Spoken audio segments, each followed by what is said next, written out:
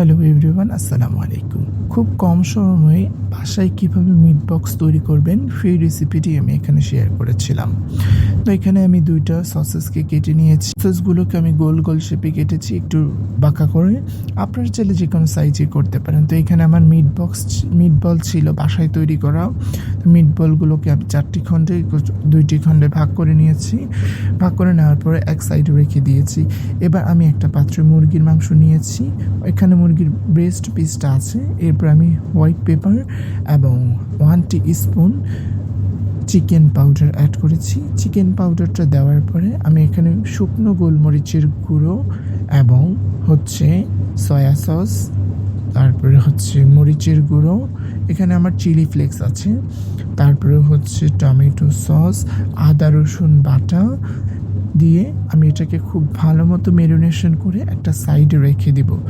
একটা সাইডে রাখার পরে আমি একটা ব্লেন্ডার জার নিয়েছি।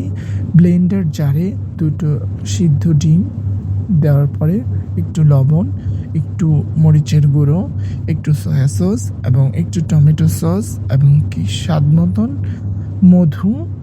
এখানে আমি মধুটা ব্যবহার করে এসেছি এক্সট্রা ফ্লেভার আনার জন্য। That's it. তারপর আমি 2 টেবিল চামচ চিনিও ব্যবহার করেছি। দেন আমি এখানে গুঁড়া দুধ ব্যবহার করেছিলাম এবং 4টে রসুনের কোয়া ব্যবহার করেছিলাম। আর বাসায় মেয়োনিজ তৈরি করলে অবশ্যই একটা জিনিস মাথায় রাখবেন যে তেলটা যত পরিমাণে কম দেওয়া যায়, কারণ বাইরে থেকে আমরা যেই মেয়োনিজটা খাই ওইটাতে প্রচুর পরিমাণে তেল থাকে। তো বাড়িতে যেটা আমরা তৈরি করব ওটাতে যেন খুব কম পরিমাণে তেল ব্যবহার করা হয়।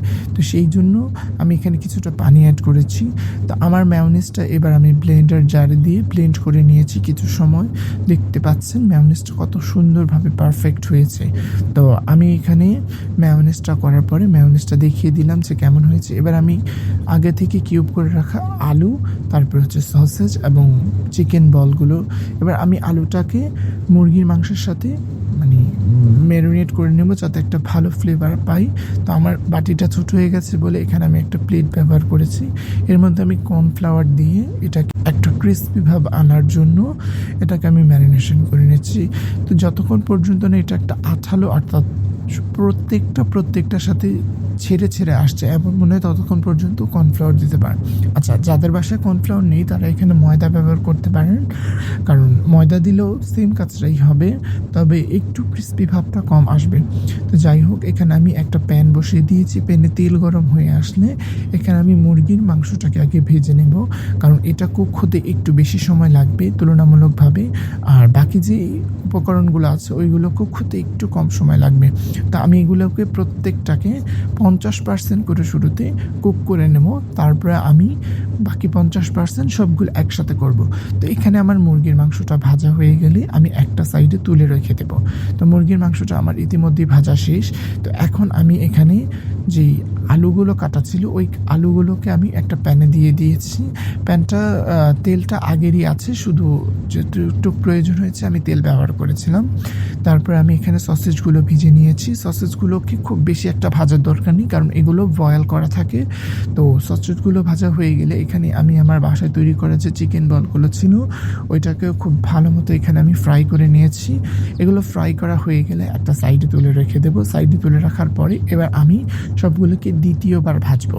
দ্বিতীয়বার ভাজার কারণ এতে করে ক্রিস্পিটা অনেকটা বেড়ে যায়।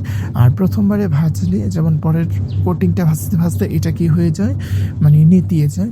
তো এখানে আমি এটাকে তুলে রাখছি। তুলে রাখার পরে এখন আমার দ্বিতীয় স্টেপ প্রত্যেকটাকে আবার একটা দ্বিতীয়বার কোটিং করা।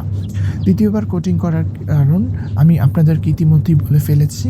তো এখানে আমি এটাকে ফ্রাই করে নিচ্ছি। এরই মাঝে বলে রাখি, যারা আমার ফেসবুক পেজ এবং ইউটিউব চ্যানেলের নতুন, দয়া করে আমার ফেসবুক পেজটা যদি ভালো লাগে একটা ফলো দিয়ে দিবেন, এবং যদি আমার ইউটিউব চ্যানেলটাকে ভালো লাগে তাহলে একটা সাবস্ক্রাইব করে দেবেন। তো এরই মধ্যে আমার দ্বিতীয় ধাপের যেই ফ্রাই করার পদ্ধতি ছিল সেটা শেষ। এখন আমি চলে যাব সরাসরি মিট বক্স তৈরিতে। আর যদি আমার ভিডিওগুলো ভালো লাগে তাহলে একটা লাইক, একটা কমেন্ট এবং একটা শেয়ার করে দেবেন। এখানে এবার আমি একটা বক্সের মধ্যে মেয়োনিজ দিয়ে এর মধ্যে আমার ভাজা যে ফ্রাই করা যে মানে যেগুলো ছিল ওইগুলোকে আমি দিয়ে দিয়েছি।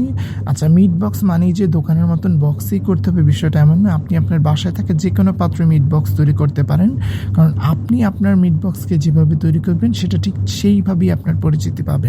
তো এখানে আমার সবগুলো দেওয়া শেষ হয়ে গেলে আমি মেয়োনেজটাকে সম্পূর্ণ দিয়ে তারপর আমি এটাকে মিশ্রণ করে নিচ্ছি। এটা চাইলে হাত দিয়েও করা যেতে পারে, তো আমার যেহেতু স্প্যাচুলা ছিল, স্প্যাচুলা দিয়ে মিশিয়ে নিয়েছিলাম। তো আমার এখানে মেয়োনেজটাকে খুব পাতলা দেখাচ্ছে, কারণ হচ্ছে আমি অফ ক্যামেরায় টমেটো সস আরেকটু বেশি ব্যবহার করে ফেলেছি, যার কারণে। তবে আপনারা যদি করেন তাহলে মানে একটু থিকই রাখার চেষ্টা করবেন। তো বাসায় আমার আগে থেকে আরেকটু থিকই মেয়োনেজ ছিল, ওইটা আমি ব্যবহার করে দিয়েছি। তো দেখতেই পাচ্ছেন যে কত সুন্দর একটা পারফেক্ট মিট বক্স আমি তৈরি করে ফেলেছি। যদি ভালো লাগে তাহলে চ্যানেলের পাশে থাকবেন। ধন্যবাদ, আল্লাহ হাফিজ।